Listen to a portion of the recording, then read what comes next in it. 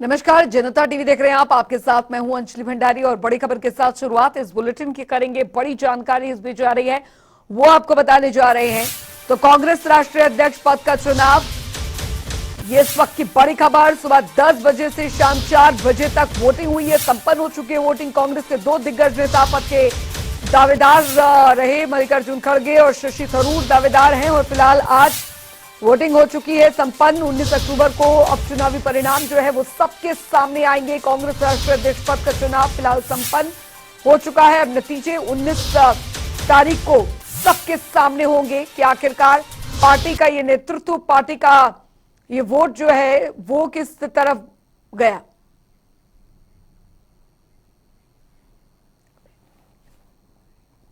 अजीत कंबोज हमारे साथ देहरादून से और तौकीर हमारे साथ लखनऊ से इस बीच जुड़ गए हैं ज्यादा जानकारी के साथ। सबसे पहले हम रुक देहरादून का यहां पर करेंगे। अजीत, तस्वीर यहां पर बहुत कुछ बोलती है। आज पूरी कांग्रेस ने जिस तरीके से आज वोटिंग की है, जिस तरीके का ऐतिहासिक दिन आज रहा है, शायद हो सकता है कि ये नेतृत्व परिवर्तन जो है वो कांग्रेस की नैया पार लगा दे। बिल्कुल अंजलि, आपने ठीक कहा। अगर उत्तराखंड कांग्रेस की बात की जाए तो सुबह 10 बजे से कांग्रेस मुख्यालय देहरादून में खासी चहलकदमी शुरू हो चुकी थी 10 बजे से पहले, और अभी यहां पर वोटिंग संपन्न हो चुकी है। वोटिंग के बाद की अगर तस्वीरों को आप देखें तो सीधे तौर पर कांग्रेस के तमाम दिग्गज वरिष्ठ नेता यहां पर मौजूद है। अंदर मंथन चल रहा है और अगर बाहर की बात की जाए, ये कांग्रेस मुख्यालय देहरादून का प्रांगण है और इसमें तमाम कांग्रेस के नेता यहाँ पर मौजूद है जो आपसी चर्चा कर रहे हैं। लगभग 20 से 22 साल बाद गैर गांधी परिवार का कोई सदस्य अध्यक्ष पद के लिए चुनाव लड़ रहा है और दो वरिष्ठ नेताओं के बीच पर यहां पर पूरी तरह से टक्कर है। अब वो टक्कर किसके पक्ष में जाती है, इसका नतीजे 19 तारीख को आएंगे, लेकिन उससे पहले ही जो आज के चुनावी नतीजे हैं वो यहां पर मंथन शुरू हो चुका है कांग्रेसी नेताओं के बीच में। जो दिल्ली से केंद्रीय ऑब्जर्वर यहाँ आए थे, उन्होंने अब से कुछ ही देर पहले जो मतपेटी थी उसको यहाँ पर सील किया है, जिसको दिल्ली ले जाया जाएगा और परसों यानी 19 तारीख को दिल्ली में जब मतगणना शुरू होगी और उसके बाद जो चुनावी नतीजे आएंगे वो सबके सामने होंगे। जिस तरह की जानकारी मिल रही है, देश भर में लगभग 16,000 के करीब मतदाता थे जिन्होंने राष्ट्रीय अध्यक्ष के चुनाव में मतदान प्रक्रिया में हिस्सा लिया है। उत्तराखंड के परिप्रेक्ष्य में अगर बात की जाए तो कुल 223 पीसीसी डेलीगेट्स थे जिन्होंने वोटिंग राइट्स जिनके पास थे। 205 ने राजधानी देहरादून में अपने मताधिकार का प्रयोग किया है। 11 सदस्यों की अगर बात की जाए, कुछ देहरादून से बाहर थे तो कुछ भारत जोड़ो यात्रा में शामिल थे, उन्होंने अलग अलग स्थानों पर वोटिंग की है। 3 सदस्य यहाँ पर निर्वाचित नहीं हो पाए थे पीसीसी के, इसके चलते उनका वोट यहाँ पर नहीं था और 4 पूरी तरह से गैर हाजिर रहे हैं। तो कुल मिलाकर 205 सदस्यों का जो मतदान है वो मतपेटी में सील हो चुका है और सीधे तौर पर अब 19 तारीख को नतीजे किसके पक्ष में होगा ये देखना रहेगा। फिलहाल इतना जरूर है कि राष्ट्रीय अध्यक्ष का चुनाव यहाँ पर हो रहा था, 20 से 22 साल बाद गैर गांधी परिवार का मेंबर यहाँ पर आया है चुनावी मैदान में, तो उसको लेकर खासा उत्साह कांग्रेसी नेताओं में भी था। जी बिल्कुल, लौटूंगी अजीत आपके पास और तौकीर भी लगातार संवाददाता हमारे साथ बने हुए हैं। तौकीर, क्योंकि तस्वीर आज बहुत कुछ कहने वाली है और ये तस्वीर साफ हो जाएगी 19 तारीख को जब नाम का ऐलान होगा, लेकिन लक्ष्य दोनों ही उम्मीदवारों का सेम रहा है, पार्टी को मजबूती देना। लेकिन पार्टी को कितनी मजबूती अपने नए राष्ट्रीय अध्यक्ष के बनने के बाद मिलती है, ये वक्त बताएगा और हो सकता है कि साल खत्म होते होते भी पता लगी जाए। देखिए, एक बात तो तय है कि जो भी राष्ट्रीय अध्यक्ष होगा वो गांधी परिवार से नहीं होगा। इस बात को लेकर कहीं ना कहीं एक सवाल जरूर छीना गया है भारतीय जनता पार्टी से, क्योंकि भारतीय जनता पार्टी लगातार कांग्रेस पे इस तरह के आरोप लगाती थी कि यही परिवार जो कांग्रेस को चला रहा है, चाहे वो बैकडोर से चाहे सामने से। तो कहीं ना कहीं कांग्रेस ने एक बड़ा दांव चला है और एक सवाल जरूर छीन लिया है, क्योंकि आने वाला समय थोड़ा सा क्रूशियल जरूर है, क्योंकि पहले निकाय चुनाव है, फिर उसके बाद लोकसभा के चुनाव है। ऐसे में भारतीय जनता पार्टी के अंदर थोड़ा सा ये खलबली जरूर मची होगी, क्योंकि कांग्रेस ने एक पूरी चुनावी प्रक्रिया अपनाई है।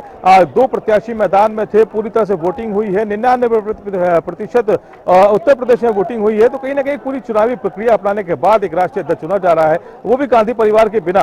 तो कहीं ना कहीं एक बड़ी जो चुनौती है वो दे दी गई है। जो परिवारवाद के आरोप लगते थे उससे कहीं ना कहीं बाहर आने की कोशिश की गई है और अब कांग्रेस उससे बाहर आती है अगर, तो इसका इम्पैक्ट भी मिलेगा, क्योंकि मल्लिकार्जुन खड़गे जो मजबूत दावेदार माने जा रहे हैं, उनका जो साउथ की अगर बात की जाए तो साउथ में काफी मजबूत नेता, बड़े नेता माने जाते हैं, और जो भारत जोड़ो यात्रा है वो भी कहीं ना कहीं वहीं से शुरू हुई है।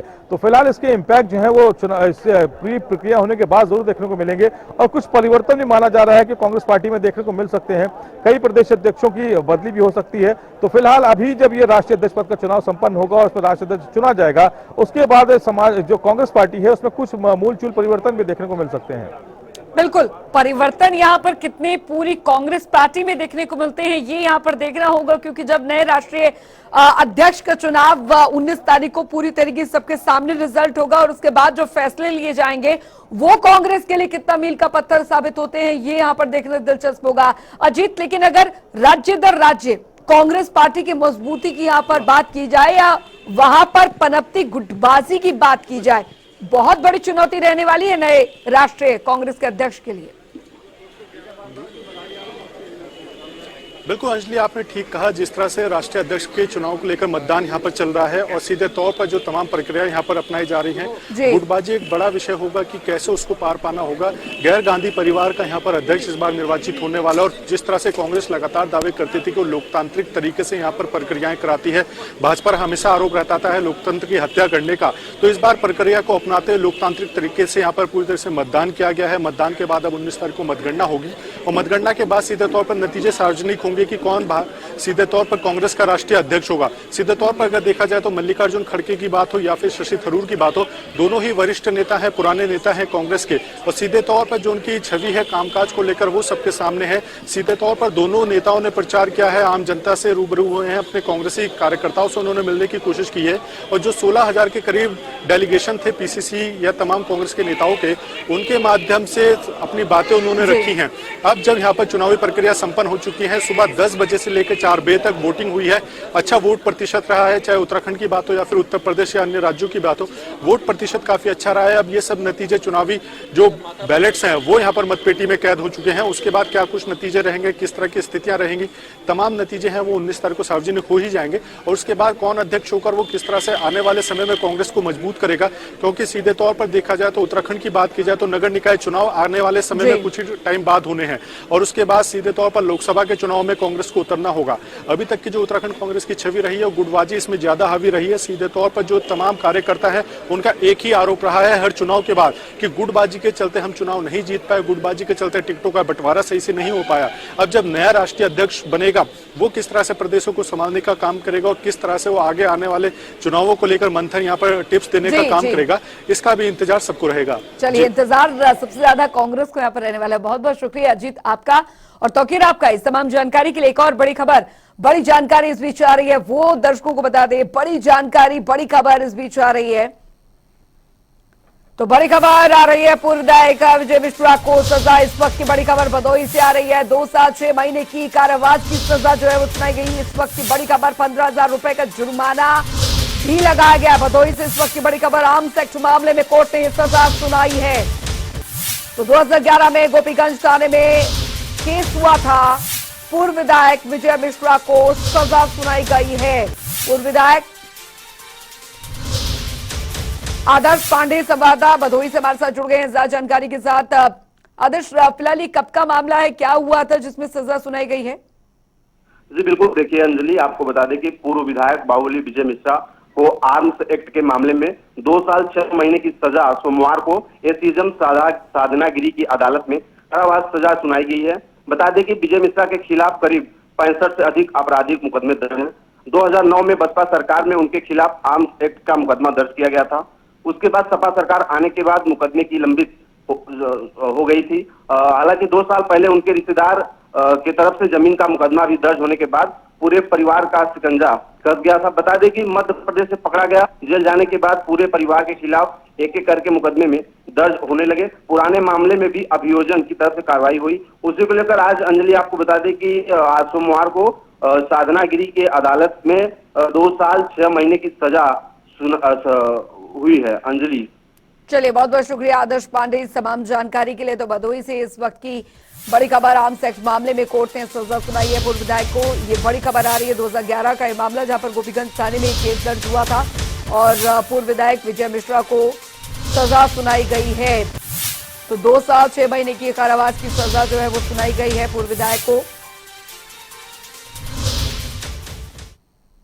खबरों में आगे बढ़ेंगे। भारतीय जनता पार्टी के राष्ट्रीय महामंत्री डी पुरंदेश्वरी 3 दिवसीय यूपी दौरे पर आज लखनऊ पहुंचे। बता दें आपको कि पुरंदेश्वरी ने दरअसल बीजेपी प्रदेश पदाधिकारियों के साथ औपचारिक मुलाकात की, फिर प्रदेश भाजपा कार्यालय पहुंचकर प्रदेश संगठन के पदाधिकारियों के साथ चर्चा की। इस बैठक में आगामी चुनाव अहम मुद्दा रहा। बैठक में बीजेपी यूपी प्रदेश अध्यक्ष भूपेंद्र चौधरी, संगठन महामंत्री धर्मपाल सिंह, नगर विकास मंत्री AK शर्मा और यूपी बीजेपी प्रभारी राधा मोहन सिंह भी बैठक में शामिल हुए। भारतीय जनता पार्टी के राष्ट्रीय महामंत्री डी पुरंदेश्वरी ने दरअसल बताया कि पार्टी की संगठनात्मक बैठक चला करती है और 3 दिन के लिए उत्तर प्रदेश आई हूं और कई कार्यक्रमों में हिस्सा लूंगी। साथ ही इस बीच कोई भी पदाधिकारी मुलाकात करना चाहेगा तो फिर मुझसे मिल सकते हैं।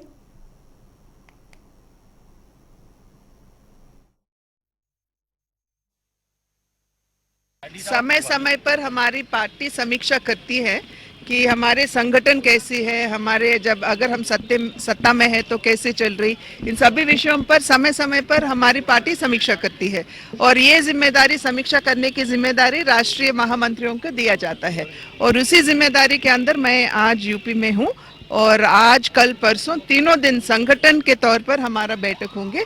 सभी स्तर के नेता, सभी स्तर के पदाधिकारी जो जिला अध्यक्ष हो सकते हैं, प्रभारी हो सकते हैं, मिलना चाहते हैं तो मंडल के अध्यक्ष भी और हमारे ऑफिस बेयरर्स है, सभी से आज कल और परसों 3 दिनों में हमारी बैठक हो रही है, समीक्षा होगी। महामंत्री डी पुरंदेश्वरी आज लखनऊ पहुंची 3 दिवसीय दौरे पर हैं। भाजपा कार्यालय में बैठक शुरू हो चुकी है। तमाम पदाधिकारी आप मौजूद हैं यहाँ पर। AK शर्मा यहाँ पर मौजूद मंत्री हैं, वो भी मौजूद हैं। तमाम जो संगठन अधिकारी हैं, मंत्री धर्मपाल सिंह मौजूद हैं। बीजेपी के प्रदेश अध्यक्ष भूपेंद्र चौधरी भी मौजूद हैं। तमाम और पदाधिकारी हैं, उनकी भी तस्वीरें दिखाने की कोशिश करेंगे कि ब्रजेश जो पाठक हैं वो भी मौजूद हैं।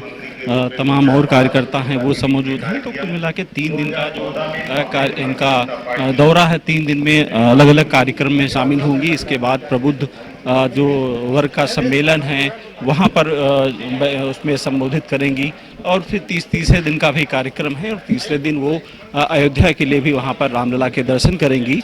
फिर उसके बाद दिल्ली के लिए रवाना होंगी। तो एक 3 दिन का कार्यक्रम है। 3 दिन में अलग अलग कार्यक्रमों में शामिल होंगी। कार्यक्रमों के बाद एक निश्चित रूप से संगठन को कैसे मजबूत किया जाए और आगामी चुनाव में कैसे जीत दर्ज की जाए, तमाम सब चीज़ों को लेकर इस बैठक में बातें जरूर होंगी। क्या वैसे आशीष के साथ अनुप जिंदा टीवी लखनऊ। उधर समाजवादी पार्टी के संस्थापक और उत्तर प्रदेश के पूर्व मुख्यमंत्री दिवंगत मुलायम सिंह यादव की अस्थियों को आज हरिद्वार में गंगा में विसर्जित कर दिया गया है। अस्थियों को विसर्जित करने के लिए उनके बेटे अखिलेश यादव, बहू डिंपल यादव, भाई शिवपाल यादव और रामगोपाल यादव, धर्मेंद्र यादव समेत परिवार के अन्य लोग मौजूद रहे। अखिलेश यादव ने पूरे परिवार के साथ पूरे विधि विधान से अस्थि विसर्जन की प्रक्रिया को पूरा किया। इस दौरान पूरे परिवार ने गंगा नदी में स्नान भी किया। पूरा कार्यक्रम हरिद्वार के हर की पैड़ी पर नमामि गंगे घाट पर आयोजित किया गया।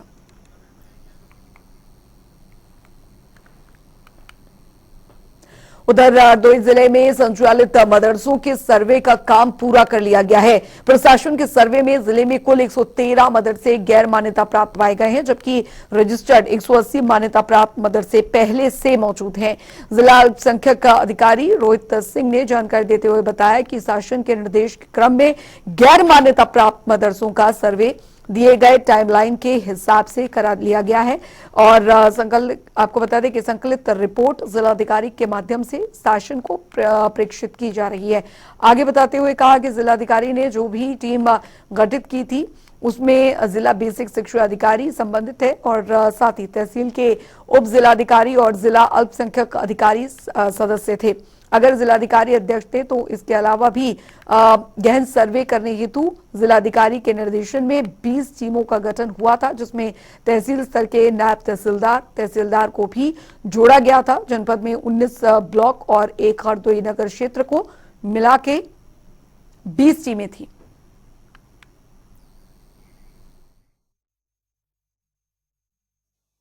गैर मान्यता प्राप्त मदरसों का सर्वे शासन के निर्देशों के क्रम में उनके दी गई टाइमलाइन के अनुसार करा लिया गया है।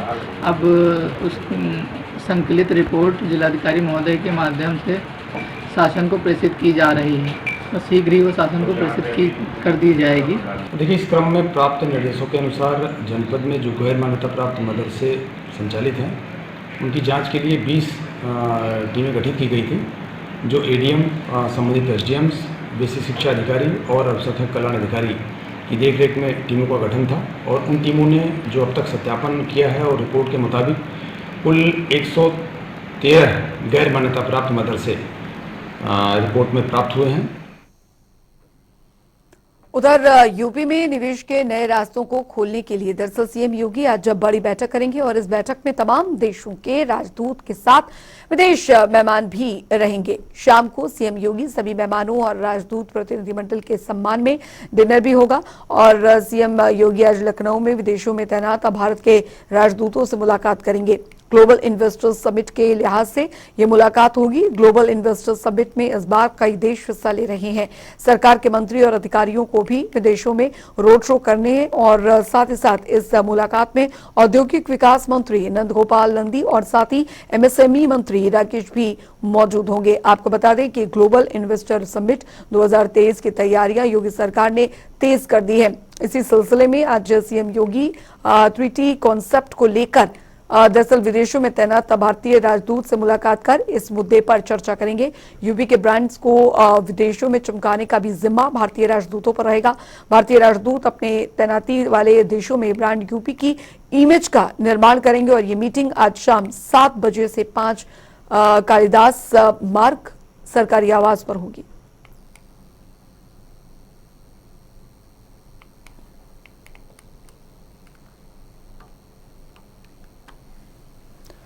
तो विदेशों में यूपी के ब्रांड्स को चमकाने की दिशा में ये समिट जो है वो हो रहा है। भारतीय राजदूतों के साथ भी चर्चा आज मुख्यमंत्री करेंगे। तो बता दें आपको, विदेशों में तैनात भारतीय राजदूतों से भी आज बात की जाएगी। तो शाम 7 बजे मुख्यमंत्री योगी आदित्यनाथ ये बैठक लेंगे।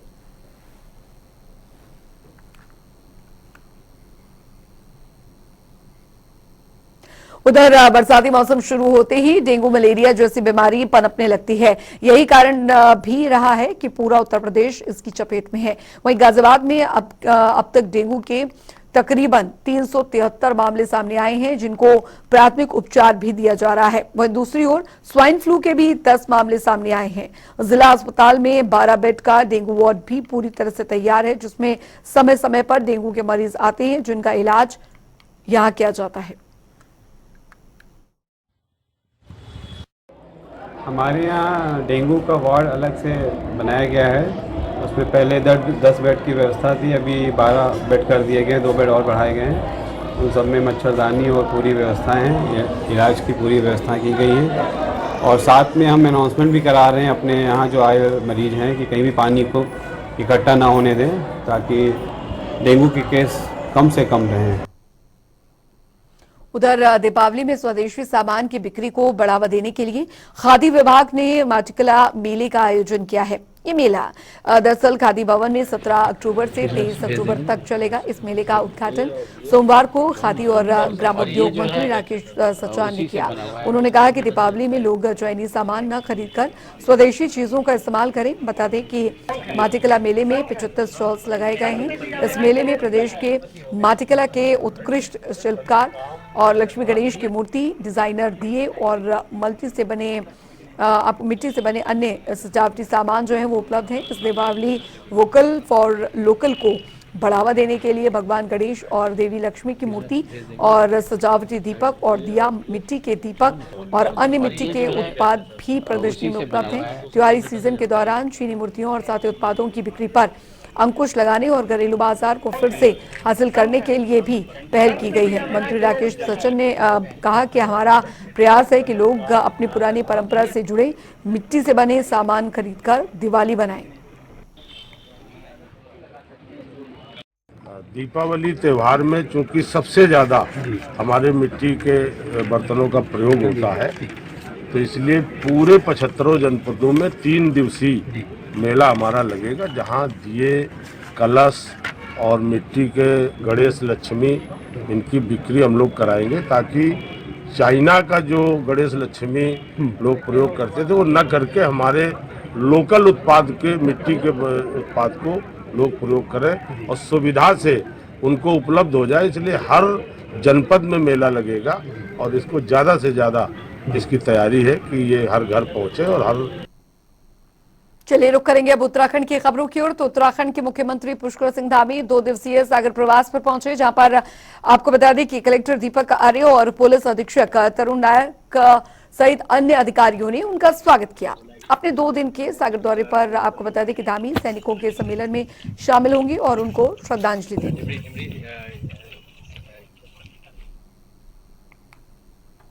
वहीं कांग्रेस राष्ट्रीय अध्यक्ष पद के लिए देहरादून कांग्रेस भवन में आज से मतदान यहां पर संपन्न हो गए हैं आज, और कांग्रेस अध्यक्ष करण मेहरा और साथ ही नेता प्रतिपक्ष यशपाल आर्य सहित कई नेताओं ने मतदान किया। 19 अक्टूबर को नतीजे आएंगे और आपको ये भी बता दें कि 24 साल में ये पहला मौका है जब कांग्रेस अध्यक्ष पद के लिए नेहरू गांधी परिवार का कोई सदस्य मैदान में नहीं है।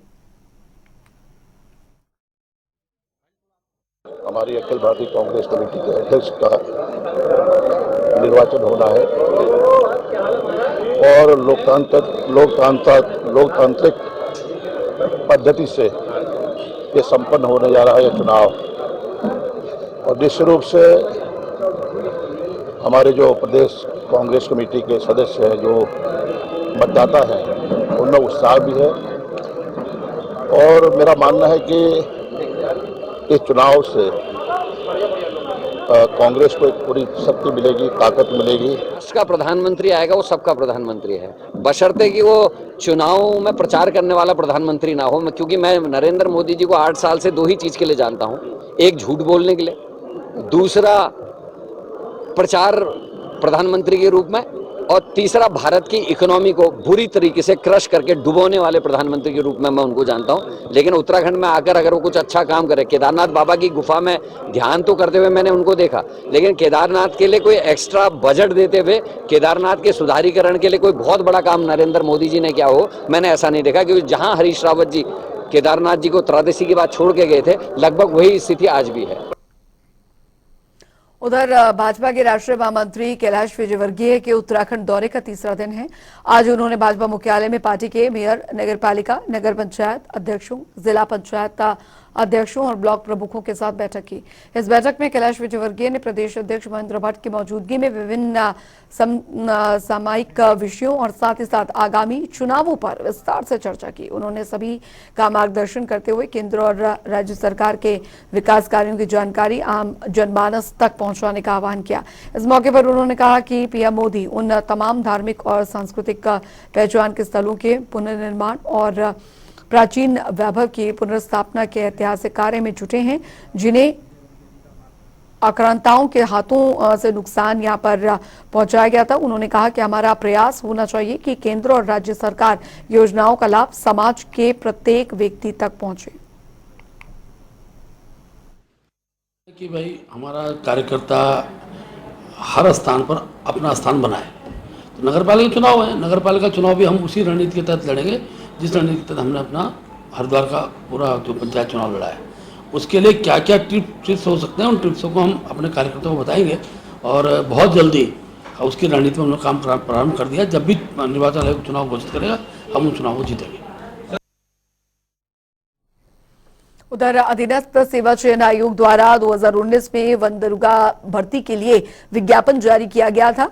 कोविड-19 के निर्देश के अनुसरण न करते हुए अधीनस्थ सेवा चयन आयोग ने जुलाई 2021 में 18 पालियों में ऑनलाइन परीक्षा को संपन्न करवाया था। 8 जनवरी 2022 को लिखित परीक्षा का परिणाम घोषित हुआ, जिसमें आयोग ने 6 अभ्यर्थियों को परिणाम से बाहर कर दिया। लिखित परीक्षा के आधार पर जून 2022 में शारीरिक परीक्षा आयोजित हुई। वहीं उन्होंने बताया कि शारीरिक परीक्षा का परिणाम जुलाई 2022 में घोषित हुआ। इसके अलावा उन्होंने बताया कि आयोग के पूर्व अध्यक्ष राजू द्वारा पूर्व में बाहर किए गए 6 अभ्यर्थियों की जांच एसटीएफ को सौंपी और एसटीएफ द्वारा पिछले 2 महीने में केवल उन्हीं 6 अभ्यर्थियों को जांच में अभी तक चिन्हित किया गया है, जिन्हें आयोग ने पूर्व में परिणाम से बाहर कर दिया था। वन दरोगा भर्ती 2019 की प्रक्रिया 4 साल से गतिमान है और यह आयोग का इसमें प्रतिभाग करने वाले अभ्यर्थियों के प्रति उदासीन रवैये को प्रदर्शित करता है।